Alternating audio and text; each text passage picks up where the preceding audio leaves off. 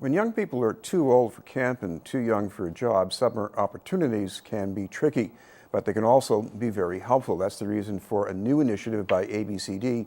It's called YEA, for Youth Engaged in Action.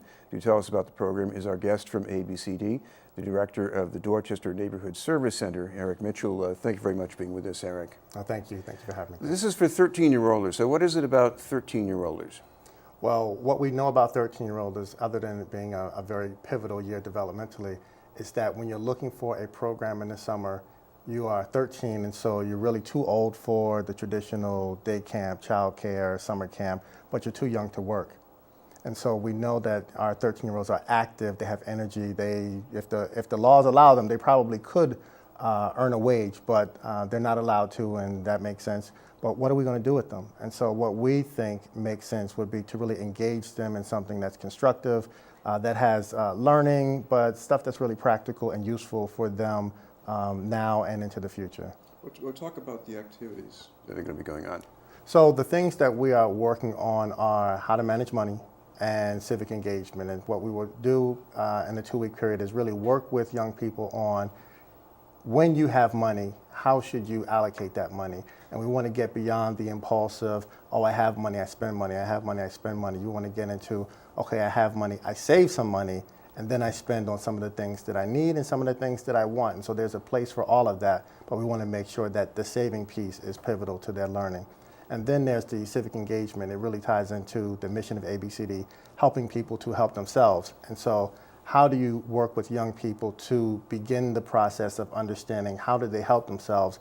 How do they get empowered or learn the structures that they have to speak to in order to have issues addressed that are relevant to them in their community?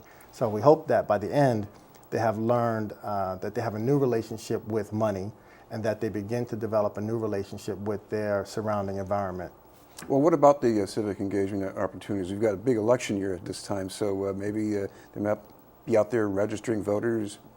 Well, what we're hoping to have them do is to really identify issues and then begin to get comfortable with having those issues be addressed. And so voter engagement is one way of going about it. We also think that it's pivotal to learn not just to engage voters, but to engage candidates. And so we really want them to think about the issues. What would you do if you had a problem on your street, and how do you get empowered to do that?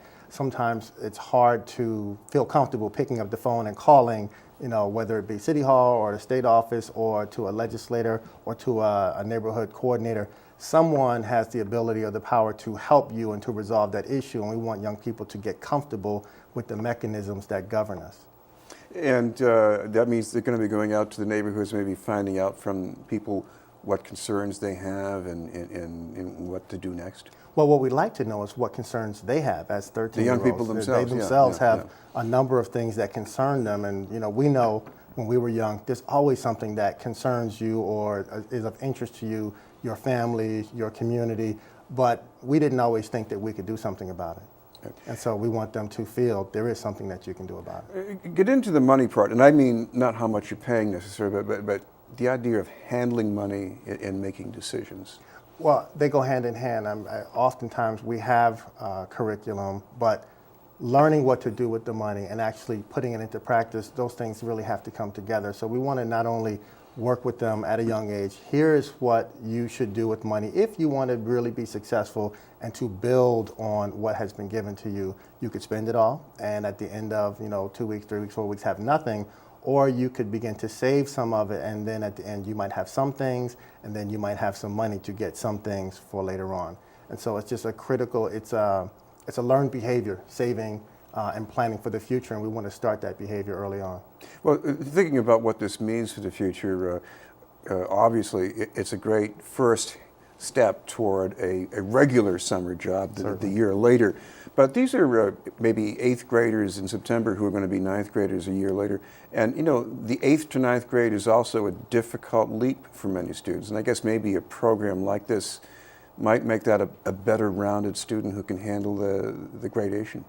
Well, I certainly think as we are working with young people around civic engagement, those are leadership skills that they'll be learning that should translate into supporting them as they go into possibly newer schools, but certainly as they go up into the 9th grade year, which can be a difficult freshman year in high school, Any of the structured activities that young people engage in the summer is helpful, and the 13-year-old group tends to be a group that doesn't have as much opportunity as others. And we hope that we know that this program will close that gap. And I guess they're going to be with a different mix of kids, too. They will certainly be with a different mix of kids. I mean, it's not often that you bring 13-year-olds specifically together from all over the city. We have multiple locations that will be doing it, and not only will they work in their neighborhood, so they'll be at Dorchester where I am, but at the end of the sessions, we'll bring them all together to really bring all of it together and talk about the issues that they've all begun addressing. Well, I know we're just getting to the end of the school year, so if people want some information about this, any young people who want to sign up or parents who want to enroll their kids, what's the best thing for them to do? Well, they can find the information on the ABCD website, but I can certainly give the phone number for those that can write it down. It's 617-348-6239.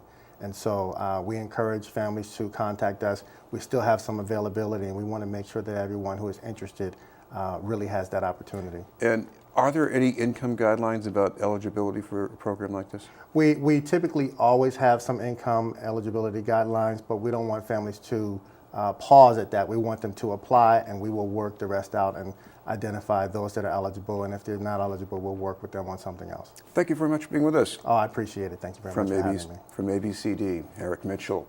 Still to come, a One Fund Boston event in West Roxbury, but first, this message.